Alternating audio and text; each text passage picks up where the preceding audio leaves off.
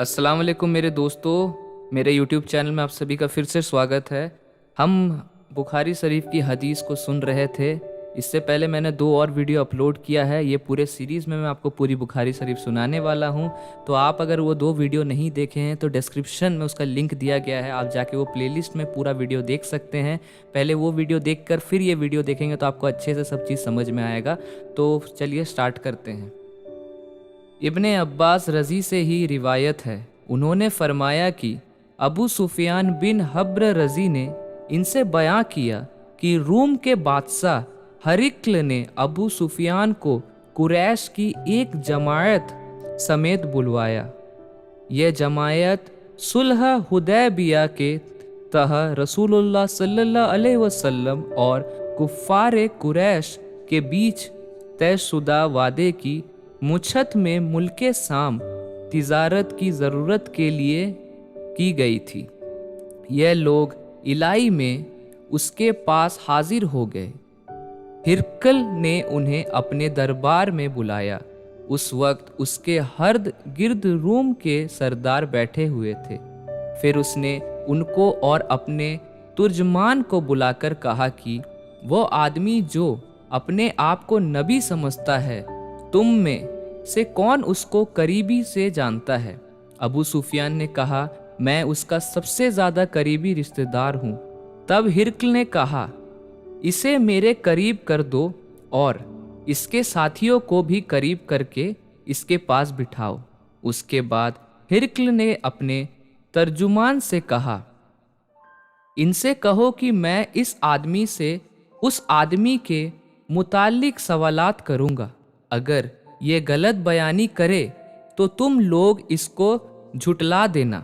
अबू सुफियान रज़ी कहते हैं कि अल्लाह की कसम, अगर झूठ बोलने की बदनामी का डर नहीं होता तो मैं मोहम्मद सल्लल्लाहु अलैहि वसल्लम के बारे में ज़रूर झूठ बोलता। अबू सुफियान रज़ी कहते हैं कि इसके बाद पहला सवाल जो हिरकल ने मुझे पूछा वो यह था कि तुम लोगों में उसका ख़ानदान कैसा है? मैंने कहा, वह ऊंचे ख़ानदान वाला है।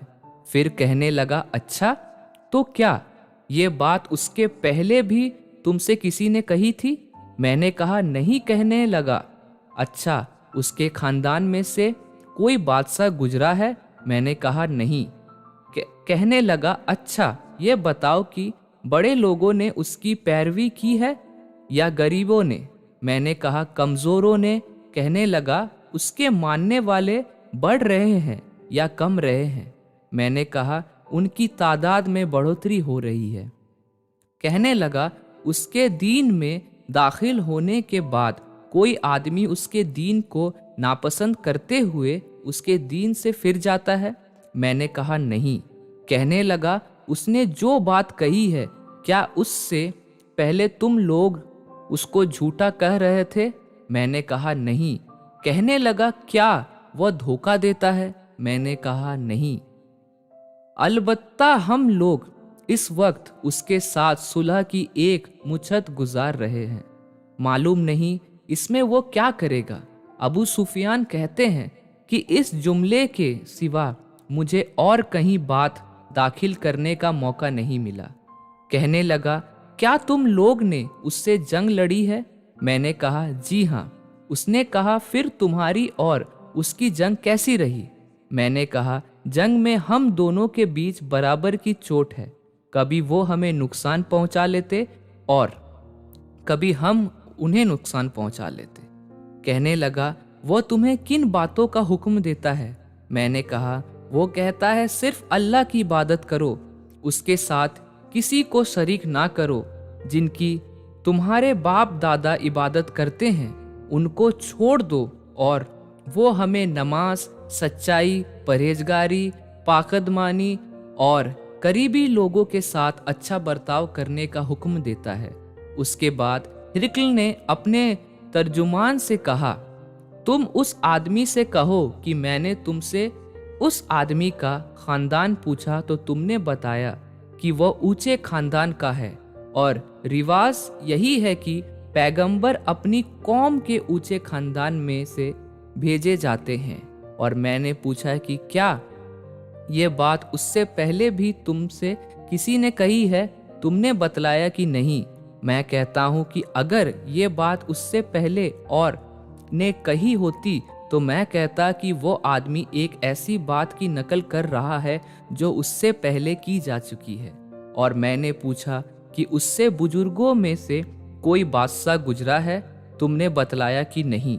मैं कहता हूँ कि अगर उसके बुजुर्गों में कोई बादशाह गुजरा होता तो मैं कहता कि वो आदमी अपने बाप की बादशाहत का चाहने वाला है। और मैंने ये पूछा कि जो बात उसने कही है, इससे पहले तुमने कभी उस पर झूठ बोलने का इल्जाम लगाया है, तो तुमने बतलाया कि नहीं। और मैं अच्छी तरह जानता हूँ कि ऐसा नहीं हो सकता कि वो आदमी लोगों को झूठ बातों में बांधेगा। मैंने यह भी पूछा कि बड़े लोग उसकी पैरवी कर रहे हैं या कमज़ोर, तो तुमने बतलाया कि कमज़ोर लोग ने उसकी पैरवी की है। और हकीकत यह है कि इस किस्म के लोग ही पैगंबरों के मानने वाले होते हैं। मैंने पूछा कि वो बढ़ रहे हैं या कम रहे हैं, तुमने बतलाया कि उनकी तादाद लगातार बढ़ रही है। और दर हकीकत ईमान का यही हाल होता है, यहाँ तक कि वो पूरा हो जाता है। फिर मैंने पूछा कि क्या इस दिन में दाखिल होने के बाद कोई आदमी नफरत करते हुए उसके दीन से फिर जाता है, तो तुमने बतलाया कि नहीं। और ईमान का यही हाल होता है, उसकी मिठास जब दिल में समा जाती है तो फिर निकलती नहीं। और मैंने पूछा क्या वो वादा खिलाफी भी करता है, तो तुमने बतलाया कि नहीं। और रसूल ऐसे ही होते हैं, वह धोखा नहीं करते।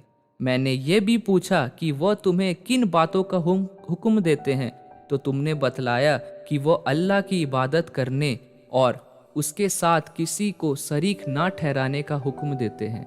तुमने बुत परस्ती से मना करते हुए कहा कि तुम्हें नमाज, सच्चाई और परहेजगारी व पाकद दामनी इख्तियार करने को कहता है।